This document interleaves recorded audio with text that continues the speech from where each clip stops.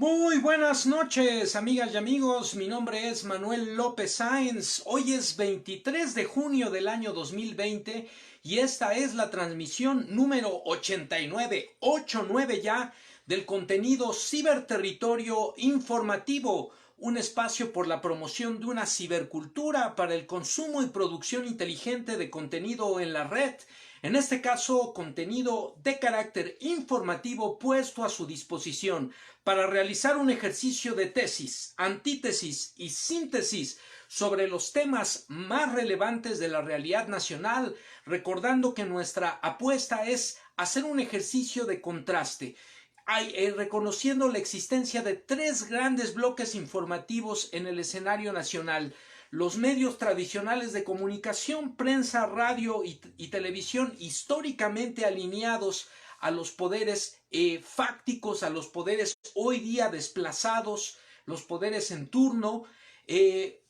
Por otro lado, el bloque informativo representado por la narrativa del gobierno federal, los órganos de representación a través del gobierno federal, las instancias de comunicación social del gobierno de la República, y por otro lado la oferta de contenidos que acercamos a ustedes con la intención precisamente de hacer este ejercicio de contraste, este ejercicio que permita un trabajo de carácter analítico para que cada quien, cada uno de ustedes tomen su propia postura sobre los temas que tocamos aquí.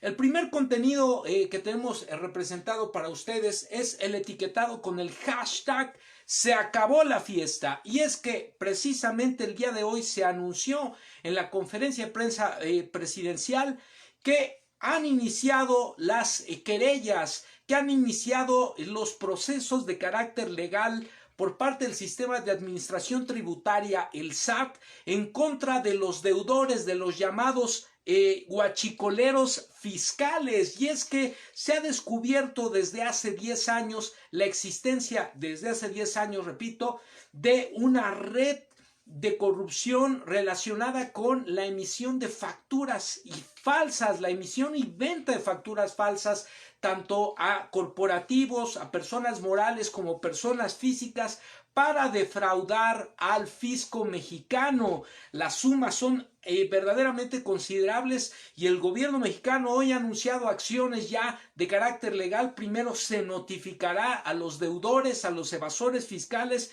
y posteriormente tendrán que demostrar si realmente hicieron bien las cosas, llevaron bien sus cuentas o son parte de esta gran red de corrupción de los guachicoleros fiscales, de los factureros que trafican con estos documentos fiscales y que a la postre generan un daño en detrimento de las finanzas públicas y por ende de todas y todos los mexicanos. Hashtag "se les acabó la fiesta" a los factureros, a los guachicoleros fiscales. Vamos a comentar al respecto el día de hoy. El siguiente contenido hemos etiquetado para ustedes con el hashtag "México ha hecho bien las cosas". Esto lo dice la OMS, y es que el día de ayer se anunció, precisamente en el marco de la conferencia de prensa por la pandemia del COVID-19 en nuestro país, que nuevamente la Organización Mundial de la Salud da un espaldarazo al gobierno federal, a la Secretaría de Salud, a los especialistas mexicanos que han enfrentado de manera estratégica, con reloj en mano, el asunto de la pandemia en nuestro país, y particularmente se le dio una cachetada con guante blanco, o como decimos acá, periodicazo en el hocico a la oposición moralmente derrotada, porque precisamente se tocó el tema de las pruebas que todo el tiempo han estado reclamando. Pues dijo la OMS claramente a través de sus representantes que el caso de México, al ser un país sumamente extenso, contrastante y con alto índice poblacional, no es en ningún sentido una medida apropiada la generación, la aplicación universal de pruebas para el diagnóstico del COVID-19. Esto ya lo ha dicho el gobierno de la República, Ya lo había dicho el doctor López-Gatell, lo habían dicho los especialistas, pero la oposición un día sí y otro también se encargaron de estar dando lata y diciendo y descalificando que no se conocían las cifras porque no había pruebas. Pues hoy se les da una cachetada con guante blanco y se les dice: en México esta estrategia no es la adecuada, la OMS no la avala y por el contrario avala las estrategias hasta el momento implementadas en nuestro país y por entidades federativas como el caso de la Ciudad de México. Así que hashtag México lo ha hecho bien, dice la OMS, y esto vamos a comentar al respecto también.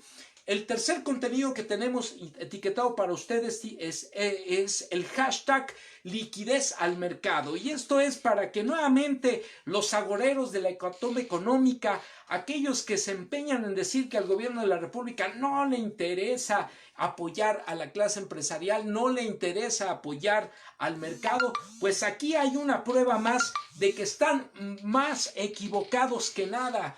Se ha anunciado una inyección verdaderamente importante por parte del Banco de México, la Secretaría de Hacienda y Crédito Público, en favor de los mercados del sistema de tiendas departamentales, de mercados que movilizan productos importantes de consumo para toda la población.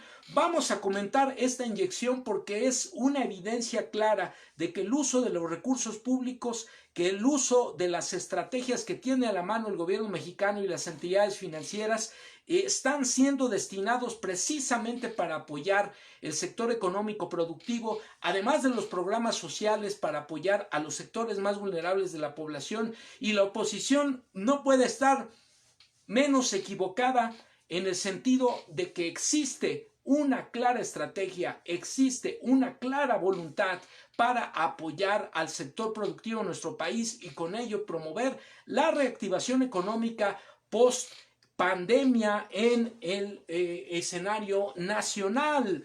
Finalmente tenemos el contenido etiquetado con el hashtag Jalisco, más deuda, más chayote, y es que nuevamente se dio a conocer como un botón de muestra de lo que pasa en las diferentes entidades federativas gobernadas por la oposición moralmente derrotada.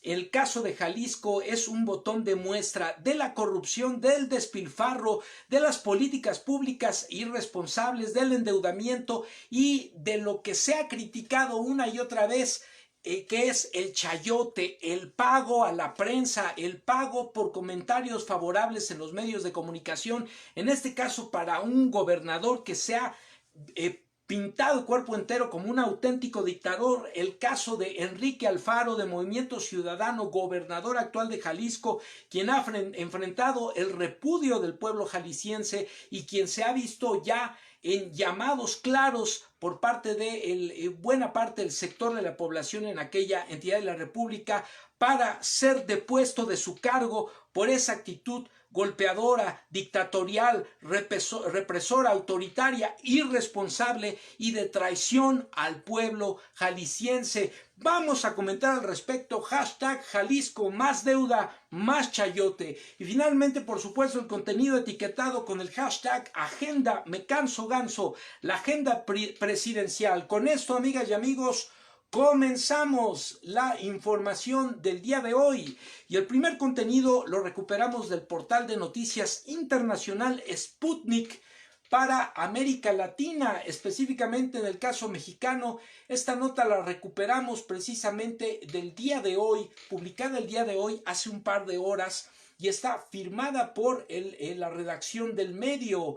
Dice así la nota: el fraude en México con facturas falsas costó al fisco 2.400 millones de dólares. Imagínense ustedes, amigas y amigos, esa es la razón de la molestia, de la cleptocracia, de la oligarquía desplazada hoy en día en nuestro país, porque habían estado siendo favorecidos, protegidos a costa del detrimento de las finanzas públicas y con ello el detrimento de los servicios que se puede brindar a la población de este país por parte del Estado mexicano, habían sido favorecidos condonándoles impuestos, devoluciones ilegales, avalándoles la emisión de facturas falsas, y por eso el PRI y el PAN el año pasado se oponían de manera férrea en el Congreso a la reforma que convertía la evasión fiscal en delito grave, en delito que implica el encarcelamiento sin derecho a fianza.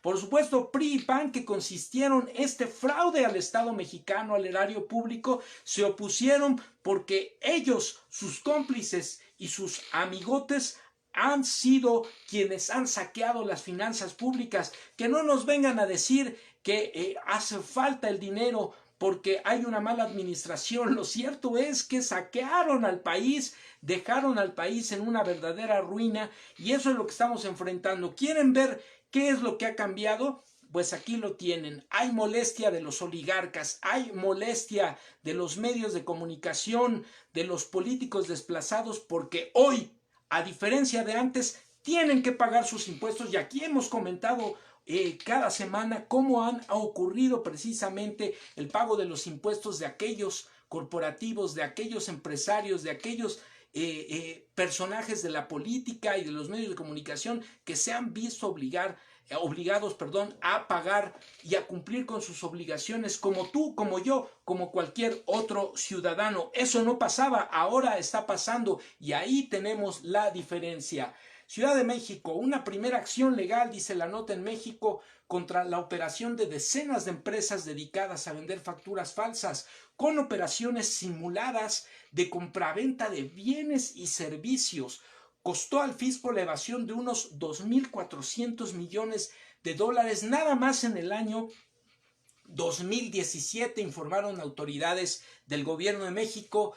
Son 43 empresas factureras relacionadas, y no solo son estas empresas fachadas que venden facturas de operaciones simuladas, sino que participaron 8.312 personas morales, es decir, empresas y personas físicas que se beneficiaron de este esquema ilegal de evasión fiscal, informó la titular del Servicio de Administración Tributaria, el SAT, Raquel Buenrostro. En conferencia de prensa con el presidente Andrés Manuel López Obrador, la funcionaria explicó que el esquema comenzó a hacerse masivo hace 10 años, es decir, desde el año 2010, es decir, están implicados los gobiernos panistas y priistas de Felipe Calderón y de Enrique Peña Nieto, y por supuesto los gobiernos estatales. Así que ahí lo tienen, por eso es su molestia, porque hoy tienen que pagar impuestos y porque además se tendrá que ventilar quiénes son, de quiénes se tratan y por qué estuvieron defraudando al Estado mexicano y a todo el pueblo de México. Es un perjuicio por 55.125 millones de pesos, algo así como su equivalente en dólares, ya decíamos 2.400 millones de pesos, para el ejercicio fiscal 2017, al no pagar impuestos y simular gastos a favor para obtener devoluciones ilegales de los contribuyentes señalados, detalló la funcionaria. Por su parte, el titular de la Procuraduría Fiscal Federal, Carlos Romero, recordó que una reforma constitucional de 2020 que prohíbe condonar impuestos a grandes contribuyentes fiscales equipara la defraudación fiscal con delincuencia organizada para quienes venden facturas falsas. Y esto es justamente lo que no le gusta a la oposición moralmente derrotada y a sus cómplices, a sus compinches. Por no pagar impuestos y simular gastos con saldos a favor, la venta de facturas falsas a cambio de una comisión para la evasión de tributos podría ser castigada con 16 años de cárcel y el decomiso de bienes, señaló Romero, mientras que comprar facturas falsas se castiga con prisión preventiva y hasta 13 años y medio de cárcel. El 17 de febrero pasado, Raquel Buenrostro anunció que entre 2017 y 2019 los esquemas de compraventa de facturas falsas causaron un agujero en los ingresos fiscales por unos 339 mil millones de pesos, casi 15 mil millones de dólares. que involucran a casi 1 millar de contribuyentes entre empresas y personas físicas. Fin de la fiesta, se dijo. El procurador fiscal indicó que el mensaje de las autoridades es que se les acabó la fiesta de evasión fiscal y que todas las personas debemos cambiar, o deben ellos particularmente cambiar y pagar los impuestos con un cambio de cultura tributaria. En la operación judicial participa además la unidad de inteligencia financiera encabezada por Santiago Nieto. López Obrador dijo que en el esquema ilegal participaron funcionarios de tercer nivel que decidían, aunque hay de todos niveles, pero por respeto a la dignidad y al debido proceso en este momento, se va a esperar a que se resuelva el proceso en instancias judiciales. Y una vez que este proceso se resuelva, por supuesto que tendremos que conocer, porque es un asunto de interés público, quiénes son, qué empresas, qué personas, qué organismos, qué asociaciones son las que le vieron la cara al Estado mexicano, al fisco mexicano, y nos la vieron a ti, a mí, a todos los mexicanos. Por eso decimos, se les acabó la fiesta a estos sinvergüenzas. Los más de 8,000 contribuyentes presuntos defraudadores recibirán notificaciones privadas para que regularicen su situación fiscal o rindan cuenta ante las autoridades. Las operaciones financieras simuladas en 2017 suman 93,000 millones de pesos, unos 4,000 millones de dólares. De ese monto dejaron de pagarse como impuestos sobre la renta más de 24,500 millones de pesos, unos 1,060 millones de dólares. Y el fisco también dejó de recibir casi 11,600 millones de pesos, más de 500 millones de dólares de impuestos al valor agregado, el IVA de personas que prestan servicios. Las empresas también simulaban pagar nóminas de empleados, pero no pagaron al fisco la supuesta retención del impuesto sobre la renta, el ISR, apropiándose de más de 19,000 millones de pesos, alrededor de 800 millones de dólares. Buenrostro dijo que en 10 años facturaron operaciones reales existentes junto con operaciones simuladas de transacciones que evidentemente nunca existieron. Ese mecanismo fraudulento es difícil de comprobar a lo largo del tiempo, como por ejemplo los servicios de mantenimiento de edificios o la compra-venta, la compra de bienes inmuebles. Con las facturas falsas, las empresas disminuyen sus utilidades y el pago de tributos, engañan al SAT y generan defraudación fiscal, agregó la funcionaria. Añadió también que sirven para el pago de actividades ilícitas, disfrazadas como compraventa de servicios, pago de sobornos o tráfico de drogas incluso, extorsión, trata de personas y distintos actos de corrupción en suma.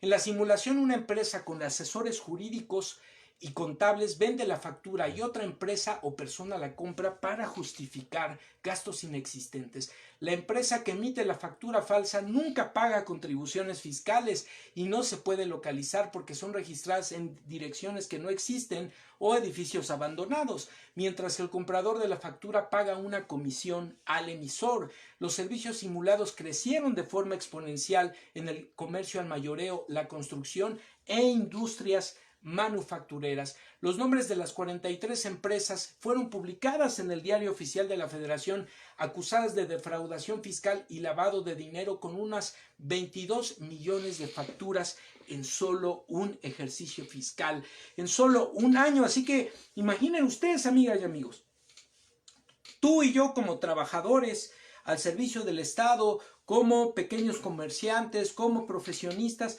mes con mes y año con año tenemos que rendir cuenta a la autoridad fiscal, pagar los impuestos equivalentes a nuestros ingresos, pagar el ISR, pagar el IVA, y con ello contribuimos a las finanzas públicas, contribuimos a que el Estado mexicano tenga recursos para brindar los servicios públicos, escuelas, hospitales, carreteras, transporte, los servicios que disfrutamos como parte de la infraestructura y las prestaciones del Estado mexicano para todas y todos los habitantes de este país.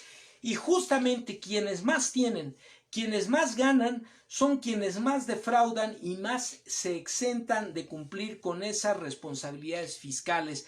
Así que por eso están muy molestos, y no me extrañaría que algunos de los que salen a manifestarse en sus carritos sean parte de esta gran cadena de corrupción, de esta red de evasores fiscales que hoy están muy molestos porque ahora sí tienen que cumplir con sus responsabilidades. No dudamos también que haya uno que otro desinformado wannabe que quiera, que aspira a ser parte de la élite, aunque en realidad está tan amolado como cualquiera de los habitantes de este país. El asunto es que lo que está pasando, lo que está ocurriendo, es que hoy se manifiestan algunos, unos cuantos, pero esos pocos que se manifiestan son miembros de un grupo, de una clase política acomodada y otros tantos desinformados, desorientados, que evidentemente están siendo golpeados, que evidentemente están siendo movidos por intereses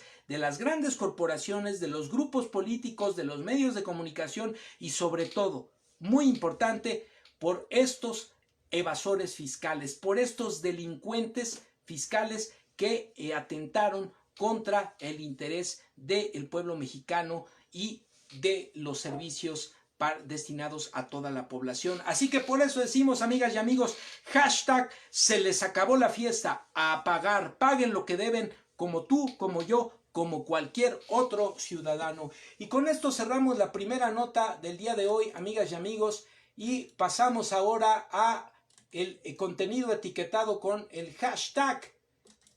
La OMS ratifica su apoyo a las medidas implementadas por el Estado mexicano en materia de atención a la pandemia y sobre todo dice: México ha hecho bien las cosas y por eso vamos a comentar la información a continuación. Permítanme ustedes que tenemos aquí un ligero problemilla con el tema.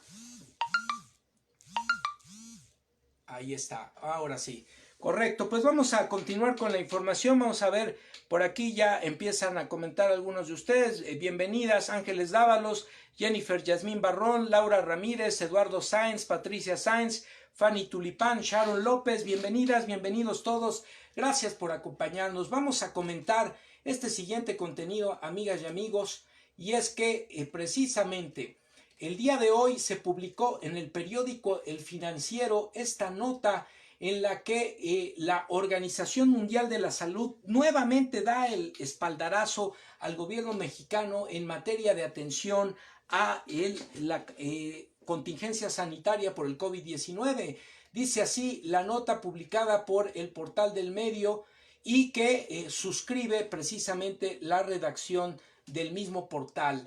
La Secretaría de Salud compartió este lunes un video en el cual la Organización Mundial de la Salud aseguró que no recomienda, subrayo, no recomienda a la Organización Mundial de la Salud el uso de pruebas rápidas para detectar casos de coronavirus en países tan grandes como México. El comunicado dice así: nuestra organización no recomienda, repito, no recomienda la aplicación masiva de pruebas en un país tan inmenso, tan complejo, tan diverso como el caso de México. No estamos en una isla del Caribe en la cual eventualmente podemos tener acceso a toda la población. Estamos totalmente conformes con las iniciativas que lugares como la Ciudad de México están planteando, dijo en dicho video Jean-Marc Gabastou, quien es el asesor regional de emergencias en salud de la Organización Panamericana de la Salud, que es la filial de la Organización Mundial de la Salud en esta región del mundo. Al respecto, Hugo López-Gatell, subsecretario de Prevención y Promoción de la Salud, dijo que México está enfocado en aplicar las pruebas rápidas a personas que así lo necesiten. En México estamos interesados, dijo el funcionario, en utilizar eficientemente las pruebas de laboratorio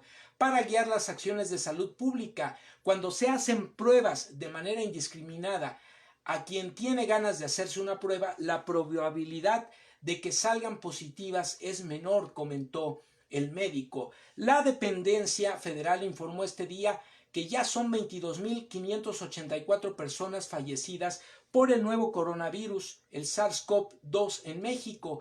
Pero también es importante señalar aquí, amigas y amigos, que con datos precisamente del portal del tablero COVID, formulado por especialistas del CONACYT, de la UNAM y de la Secretaría de Salud del Gobierno Federal, se reportan al momento un total de 185.122 personas confirmadas por coronavirus hasta el momento. Pero de esa cantidad, que es lo acumulado desde el primer caso hasta el día de hoy, solo permanecen activas 23.155 personas. Por otro lado, al día de hoy, se han recuperado, gracias a las médicas, a los médicos, a las enfermeras, a los enfermeros mexicanos, a las autoridades de salud y al gobierno federal por las medidas tomadas frente a la pandemia, 140.118 personas se han recuperado en nuestro país.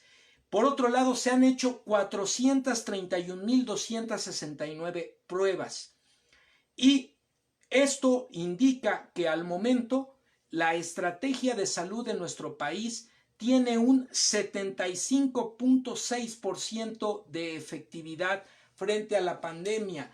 ¿Qué quiere decir esto?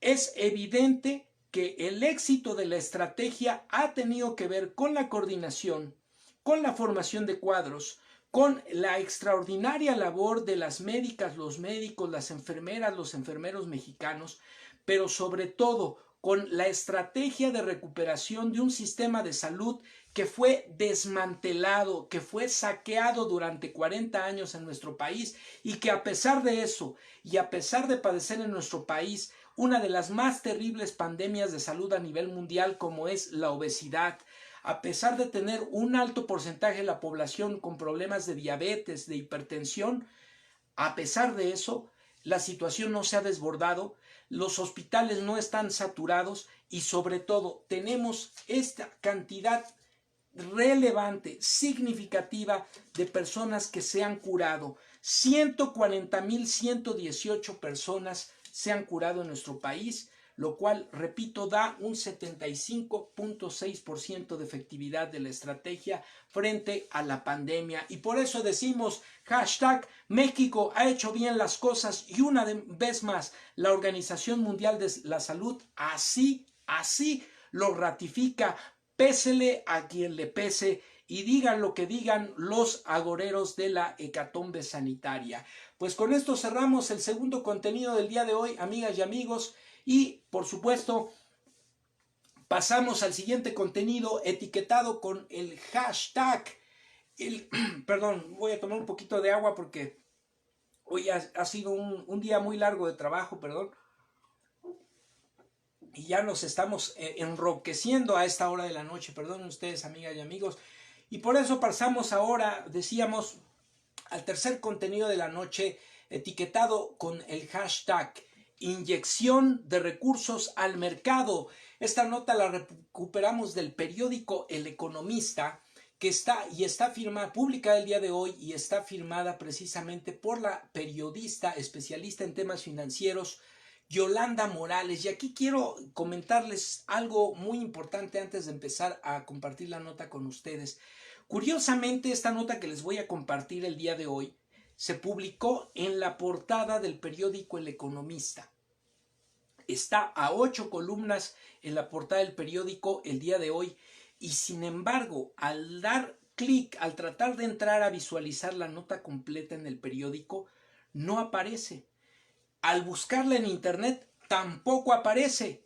Solo la pude recuperar precisamente del portal de la ANDAT, que es la Asociación Nacional de Tiendas de Autoservicios y Departamentales, y que la publican en su página de inicio y dan por supuesto el crédito a el periódico y a la corresponsal. Pero me parece muy curioso que una estrategia de apoyo financiero tan relevante como la que se está dando a conocer por parte de Banjico, del Banco de México y la Secretaría de Hacienda y Crédito Público no se esté difundiendo e incluso se esté bloqueando su acceso.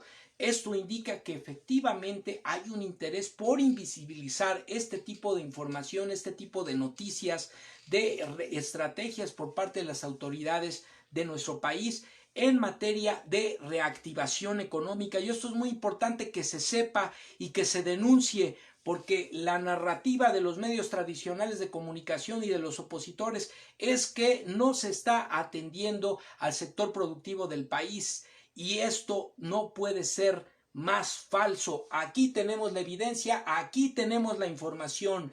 Esta nota, decíamos, la recuperamos del portal de noticias del periódico El Economista, y particularmente la pudimos visualizar en el portal de la Asociación Nacional de Tiendas de Autoservicio y Departamentales, la ANTAD. La nota dice así: Banjico y la Secretaría de Hacienda y Crédito Público inyectarán 11,000 millones de dólares, 11,000 millones de dólares al mercado para darle liquidez. Realizarán subastas en dos tramos, el 24 y el 29 de junio. Banjico y la Secretaría de Hacienda inyectarán esta cantidad, 11,000 millones de dólares al mercado para darle liquidez. Los recursos disponibles estarán a cargo de la línea swap, abierta entre la Fed y el Banco Central. Serán la tercera y cuarta subasta respectivamente del 2020. El peso frente a esta medida se apreció 0,5%, un medio punto porcentual. Tras el anuncio, el valor de la moneda está anclado a los fundamentos económicos. Anuncia la Comisión de Cambios que se retoman estas subastas de dólares, y las cuales garantizan la liquidez al mercado. Los recursos son de la línea abierta de la Fed y de Banjico. En total se ofrecerán 1,000 millones de dólares en dos tramos. Esto lo firma la corresponsal del medio, Yolanda Morales. La comisión, los recursos a subastar entre instituciones financieras tendrán a cargo la línea swap abierta entre el Banco de México y la Reserva Federal de los Estados Unidos, y por tanto no tienen costo alguno para las reservas en dólares, ni comprometen de manera alguna las finanzas públicas. En un comunicado, la Comisión de Cambios, integrada por el Banco de México y la Secretaría de Hacienda, precisó que la subasta de mañana, miércoles 24 de junio, será por alrededor de 7,000 millones de dólares, y anunció que está programada para el 29 de junio otra donde se ofrecerán créditos por 4,000 millones de dólares. Ambas tendrán un plazo de vencimiento de 84 días. La línea swap, que es de donde se obtendrá esta cantidad de dinero por parte de Banjico, y los dólares a subastar, es el mecanismo de intercambio temporal de divisas establecido con la Reserva Federal de los Estados Unidos y 14 bancos centrales, que permite a los institutos monetarios disponer de una divisa extranjera para garantizar la liquidez en la moneda de cada firmante. De acuerdo con la directora de Análisis Económico Financiero de Banco Base, Gabriela Siller, el anuncio de la Comisión de Cambios ayudó a que el peso mexicano se apreciara medio punto porcentual, o 12,4 centavos respecto al cierre de la jornada anterior, cotizando alrededor de 22,51 pesos por dólar. Comentó además también que el anuncio en sí mismo amortiguó la expectativa de recorte en la tasa de interés programada para este jueves en la reunión monetaria del Banco de México, es decir, aminora la depreciación que podría presentar el peso tras el recorte de 50 puntos base como el que está esperando el mercado, acotó. Los fundamentos económicos anclan el valor del peso. En el comunicado, la Comisión de Cambios subrayó que el anclaje del valor de la moneda nacional contribuirá, procurándose principalmente mediante la preservación de fundamentos económicos sólidos. El anclaje del valor de la moneda nacional, disculpen ustedes, continuará procurándose principalmente mediante la preservación de fundamentos económicos sólidos. Subrayó que la Comisión de Cambios continuará elevando las condiciones de operación del mercado cambiario y, en caso de ser necesario, adoptará medidas adicionales. El anuncio de la Comisión rompió con un lapso de 76 días de no intervención en el mercado cambiario a partir de subastas referenciadas en la línea swap que anteriormente se habían presentado. En ambos ejercicios se colocaron 6,590 millones de dólares de 10,000 millones ofrecidos. Esto significa que las autoridades mexicanas pueden disponer todavía de 53,410 millones de dólares para subastar, en caso de requerirlo, las condiciones del mercado. sin que estas intervenciones generen un costo a la inversa o un costo en detrimento de las finanzas públicas. En ambos ejercicios, por otro lado, hay que decirlo también que hasta ahora y por instrucciones de la Comisión de Cambios, el Banjico ha realizado 2 subastas de dólares referenciados de esta línea SWAT con la Fed en las jornadas del 1 y del 6 de abril. El precedente anterior a esta estrategia, cuando se utilizó un mecanismo similar para estabilizar el mercado, ocurrió entre el año 2007 y 2010, recordando que en aquel entonces también hubo una crisis financiera importante que requirió de este tipo de estrategias. En ese momento estuvo vigente también una línea swap con la Fed por 30,000 millones de dólares. Fue hasta el día 21 de abril del 2009 cuando la Comisión de Cambios determinó tomar 3,221 millones de dólares para subastar haciendo un financiamiento en dólares entre instituciones de crédito. Así que ahí lo tienen, amigas y amigos. Por un lado, es relevante, es importante destacar que esta noticia, aunque fue publicada en primera plana en el periódico El Economista el día de hoy, ha sido ocultada desde el portal del medio y también a través de internet. Y ustedes pueden googlear la nota, buscarla y van a encontrar las dificultades que yo encontré para poderla visualizar, salvo en el caso, repito, del portal de la Asociación Nacional de Tiendas y Autoservicios y Departamentales. Y esto es importante porque es una inyección de recursos sin adquisición de deuda, sin comprometer las reservas internacionales del Banco de México y sin comprometer las finanzas públicas, pero es una inyección millonaria de recursos para movilizar el mercado, para movilizar la venta de productos, para estabilizar y generar la recuperación de las actividades económicas en nuestro país. Así que aquí lo tienen, amigas y amigos, hashtag inyección millonaria al mercado como parte de las estrategias de reactivación económica del gobierno federal, a pesar de lo que señalan, a pesar de lo que pregonan los agoreros de la hecatombe económica. Con esto estamos cerrando la tercera noticia, amigas y amigos, del día de hoy, y vamos al cuarto contenido de la noche, etiquetado con el hashtag Jalisco, deuda y chayote.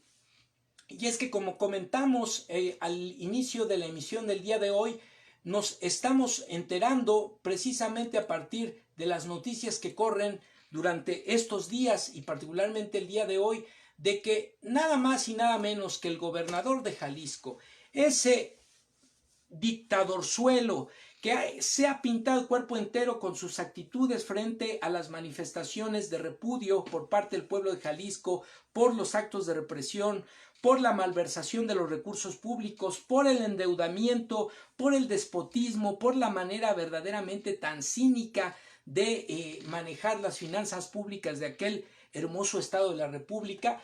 Pues hoy nos enteramos que este estado y su gobernador es un botón de muestra de las prácticas que realizaba el antiguo régimen, el régimen encabezado por el PRI y el PAN, y que hoy ha reproducido este gobernador en el estado de Jalisco, este gobernador de extracción del Movimiento Ciudadano, que ha reproducido estas deleznables prácticas por parte de los grupos de poder político y económico que han sido desplazados en nuestro país por parte de los gobiernos del PRI y el PAN, estas prácticas de endeudamiento irresponsable y también de pago a la prensa, de pago a los medios de comunicación para tener notas a modo, notas afines.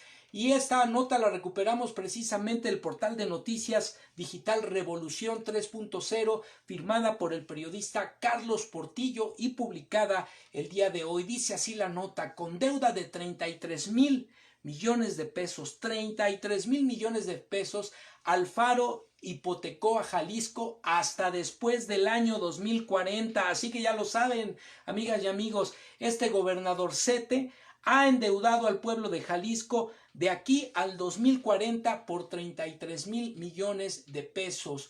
pagó con parte de ese dinero cientos de millones de pesos en publicidad a Televisa, a Televisión Azteca y a las editoriales del pseudohistoriador Enrique Krauss.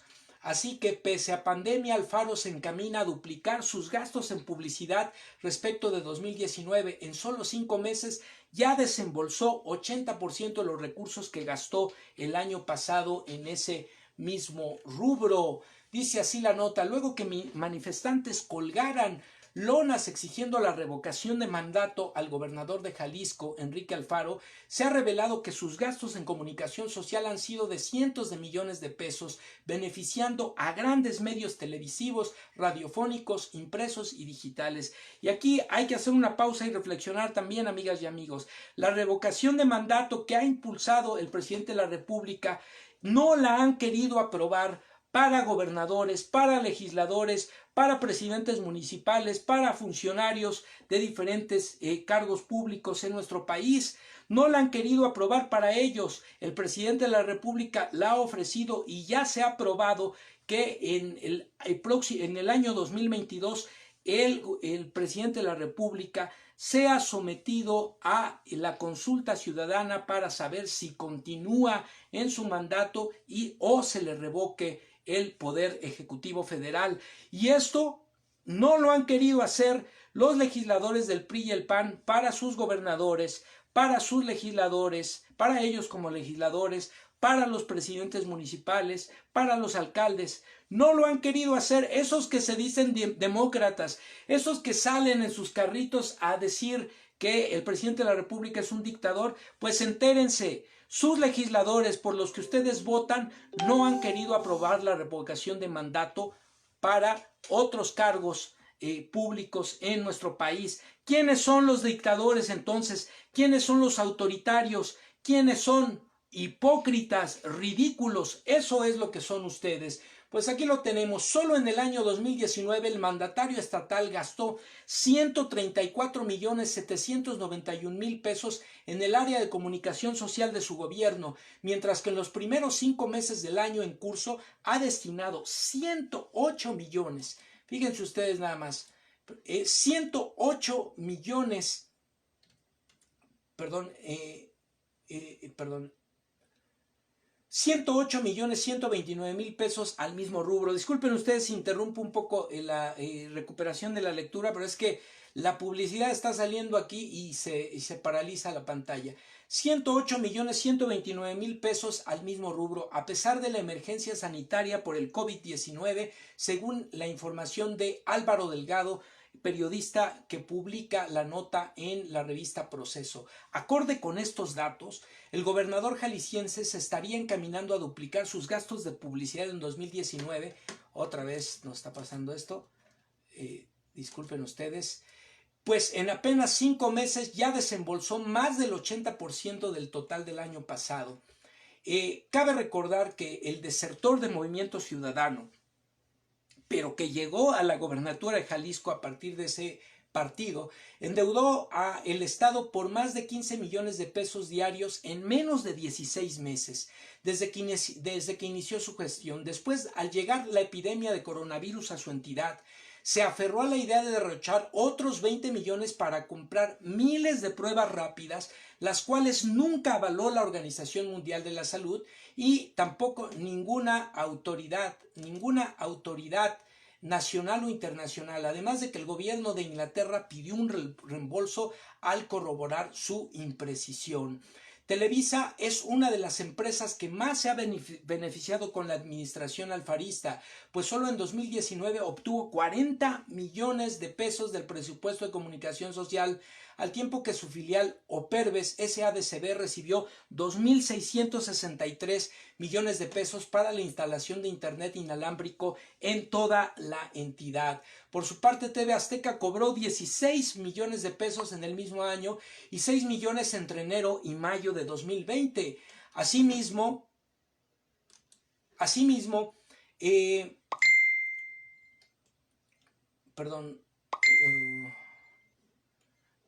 otras de las empresas favorecidas han sido Grupo Imagen, con 5 millones de pesos, Milenio con 4.500.000 pesos y Radio Fórmula con 3.5 millones de pesos. Una de las cosas que más ha llamado la atención, pues devela las ambiciones presidenciales tan anticipadas de Enrique Alfaro, es que ya ha inyectado grandes cantidades de dinero también fuera de su estado a importantes diarios en la Ciudad de México como el Universal y el Financiero, que percibieron 3.5 y 3 millones de pesos respectivamente. A la revista Nexos, que fundó el historiador Héctor Aguilar Camín, el gobierno de Alfaro le otorgó solo el año pasado 5.715.000 pesos, puntualiza Álvaro Delgado de la revista Proceso. Además, a principios de junio se revelaron contratos por adjudicación directa de más de 5 millones de pesos a las editoriales de Enrique Krauss, bajo el concepto de difusión por medio de mensajes sobre programas y actividades gubernamentales. Según información de la Secretaría de Administración de Jalisco, el gobierno alfarista pagó 1.031.180 pesos a la editorial Vuelta SADCB por ser presuntamente el único proveedor que puede prestar el servicio, toda vez que Letras Libres es una revista con una periodicidad mensual sobre crítica y creación.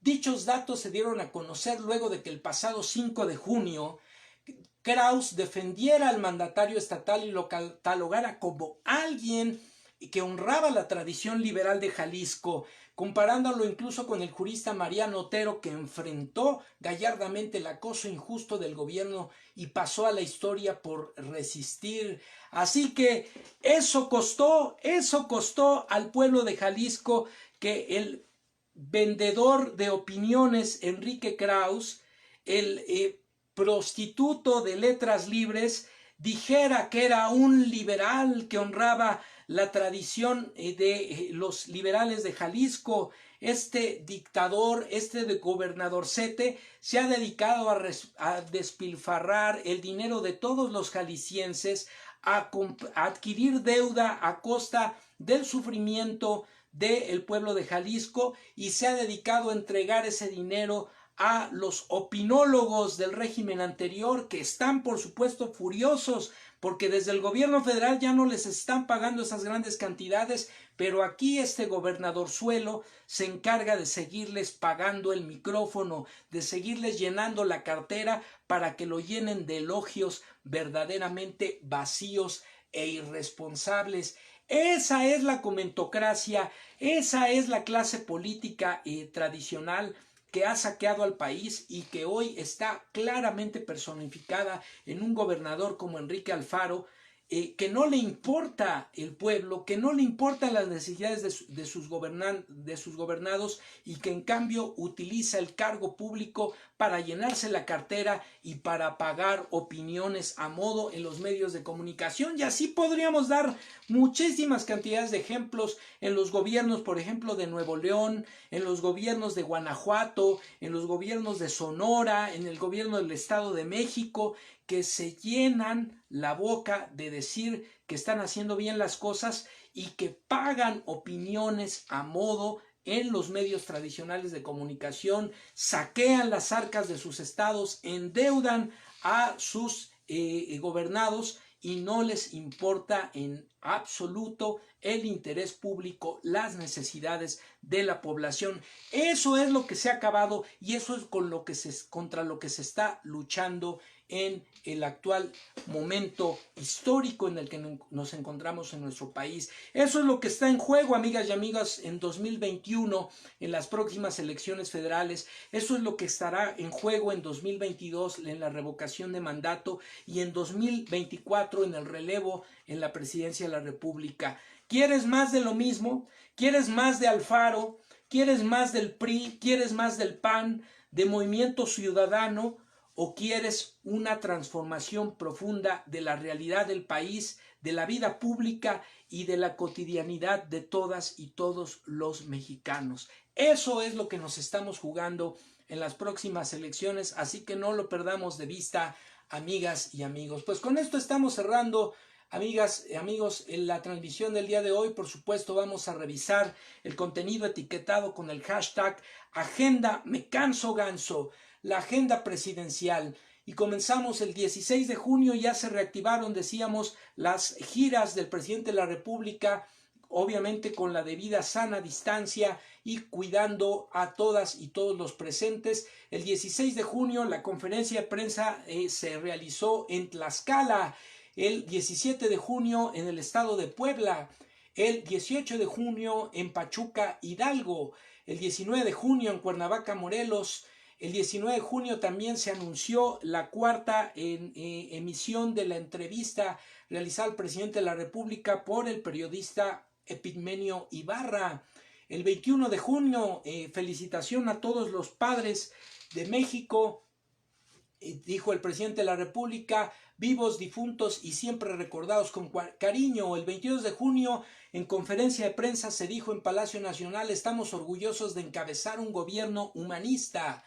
El 22 de junio, el anuncio de movimientos en el gabinete presidencial, la subsecretaria de Gobernación, Diana Álvarez Mauri, ocupará la dirección del Banco del Bienestar y Rabindranath Salazar, actual director de dicho banco, será el nuevo subsecretario de Gobernación. Este anuncio se dio en Palacio Nacional. Hace 15 horas, en conferencia de prensa, se dijo que nada nos desvíe en el propósito de transformar a México, y hace un par de horas los mensajes del presidente de la República para anunciar la situación del país luego de la ocurrencia, como todos nos pudimos percatar, de un sismo hay que decirlo, de una magnitud considerable. Por fortuna que no presentó grandes daños materiales, que sí tuvo el caso de algunas pérdidas de vidas humanas, lamentablemente, pero que por fortuna no fue de la magnitud en cuanto a su impacto de vida, de cobro de vidas, de infraestructura, como sí ocurrió en 2017 o como ocurrió en el terremoto de 1985. Así que por fortuna no tuvo ese impacto, pero vaya que sentimos el movimiento, amigas y amigos. Decíamos y comentábamos en corto que a pesar de haber sido un terremoto de 7.5, el movimiento oscilatorio hace que el impacto en los inmuebles, en las infraestructuras, no sea tan fuerte como si pudiera haber sido en un terremoto de movimiento trepidatorio. Esos terremotos de esa magnitud y con ese tipo de movimiento generalmente sí son devastadores, así que hay que estar atentos. Ayer tembló en Oaxaca por la noche muy fuerte, hoy tembló a mediodía en la Ciudad de México y en los alrededores, y seguramente habrá réplicas, así que todos atentos, tener a la mano una chamarra, las llaves de casa, del carro, salir ordenadamente, pero lo más rápido posible en caso de que se presente otro sismo, y estar atento a la información en los medios oficiales sobre las medidas de precaución a tomar. Vivimos en un país y en un planeta que se mueve, que está vivo, así que hay que tomar las medidas, actuar con precaución y sobre todo con serenidad. Pues bueno, amigas y amigos, con esto estamos cerrando la transmisión del día de hoy. Y bueno, vamos a leer los comentarios y también mandar los saludos correspondientes a quienes, como siempre, nos regalaron el amable favor de su presencia. Ángeles Dávalos, buenas noches. Ay, perdón, se nos volteó la cámara. Ángeles Dávalos, buenas noches. Decíamos Jennifer Yasmín Barrón, Laura Ramírez, Eduardo Sáenz, Patricia Sáenz, Fanny Tulipán, Sharon López, Luis Alberto Salas, BG Jean, Banner Retana Vaz, BG Jean, que saludaba a Ángeles Dávalos, que saludaba a BG Jean. Sharon López decía, mucha gente que conozco lamentablemente dicen sobre los políticos, más vale viejo por conocido que nuevo por conocer, y es triste que tengan una mente tan cerrada. Pues, es que me suena como el síndrome de Estocolmo, donde las víctimas de violencia, de secuestro, terminan siendo adoradores de sus victimarios. Así que mucho cuidado con eso, porque evidentemente aquí no solo hay un tema de falta de conciencia, sino también una cuestión patológica. Sharon López dice, maestro, cada cuándo transmite. Transmitimos todos los martes a las 10 de la noche, de 10 a 11 de la noche transmitimos. Aprovechamos la pregunta para recordarles que nos ayuden a difundir los videos, compartan, denle me gusta a los videos aquí en Facebook, también tenemos nuestro canal en YouTube, Manuel López Sáenz, Ciberterritorio Informativo. Suscríbanse, compartan, denle me gusta a los videos para que poco a poco lleguemos a más y más personas. Ángeles Dávalos nos dice, qué bonita mochila dorada. Es que se movió la cámara y se vio la mochila dorada que tanto le gusta. Sharon López nos dice, gracias Ángeles Dávalos, y también falta mucha información. Pues sí, por eso es importante hacer este ejercicio y que cada quien haga también su ejercicio de búsqueda informativa, de contraste y de difusión de información, que se debata, que se dialogue de manera respetuosa, tolerante, pero también firme en cuanto a nuestras convicciones, y que lleguemos a las personas para que no se dejen manipular, para que hagan también un ejercicio de búsqueda de información, de contraste, de análisis, y tomen su propia postura. Ángeles Dávalos nos dice, la gente repite lo que escucha en cualquier parte y con eso se queda. Fíjense que, por ejemplo, he visto algunos testimonios de las personas que han salido a manifestarse en sus carros, convocados por el llamado Frena, que yo le denomino Frente Nacional de Ninguneados y Abyectos, convocados por el delincuente de cuello blanco, traficante de influencias, degenerado, evasor fiscal, que es Gilberto Lozano. Y digo degenerado porque es miembro de la secta NXIVM, asociada con crímenes, con actos de manipulación, de corrupción y de trata de personas, evasor fiscal porque es gente que no paga impuestos, traficante de influencias porque se ha valido de sus nexos con el poder público para hacer negocios al amparo del poder. Fue este personaje que se hace llamar del Congreso, presidente del Congreso Nacional Ciudadano, fue funcionario de la Secretaría de Gobernación con Fox, fue funcionario del gobierno de Felipe Calderón, fue empleado de FEMSA, tiene una serie de negocios, de asociaciones y corporativos que son inexplicables para alguien que no ha tenido realmente una vida relevante en el sector público ni en el sector empresarial.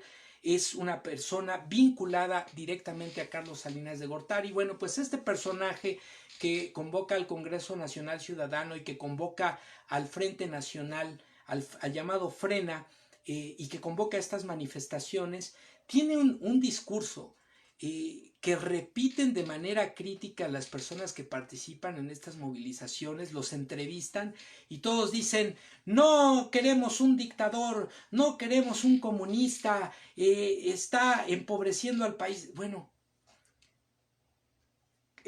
vaya dictador tan particular el presidente de la República, que ha promovido la revocación de mandato.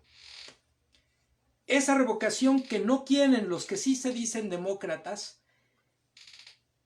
aprobar para legisladores, para gobernadores, para presidentes municipales, para alcaldes.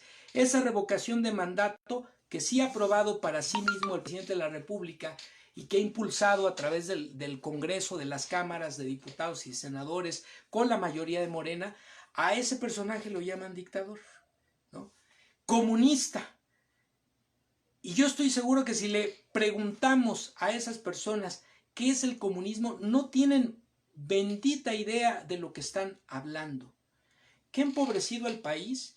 Pues que no se enteraron que creció el índice de pobreza en nuestro país en los últimos 40 años. Llegamos a 60 millones de pobres en nuestro país.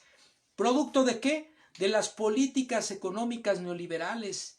Esas políticas que encumbraron a una minoría y que generaron que México tuviera algunos de las personas más poderosas económicamente hablando, algunos de los principales millonarios del mundo, y en contraste a más de la mitad de su población en extrema pobreza. ¿Dónde estaban?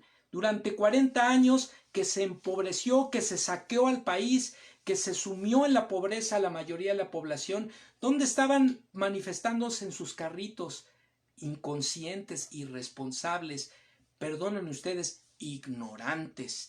Entonces, sí es importante identificar esta narrativa, de dónde viene, quiénes la impulsan, a qué intereses obedecen y finalmente quiénes son los que se están manifestando. Una minoría que probablemente sean algunos parte de las élites, pero también una minoría que en su mayoría, valga la expresión, son parte de un sistema, de una sociedad que ha sido cooptada, que ha sido manipulada, a la que le han inoculado una narrativa sin sentido, como esta cuestión de la dictadura, del comunismo, de que no se quiere a los empresarios, que se quiere un país de pobres, una serie de tonterías que les han metido en la cabeza y que repiten como robots sin argumento. Cada una de las entrevistas que he visto de las personas que han salido en los medios de comunicación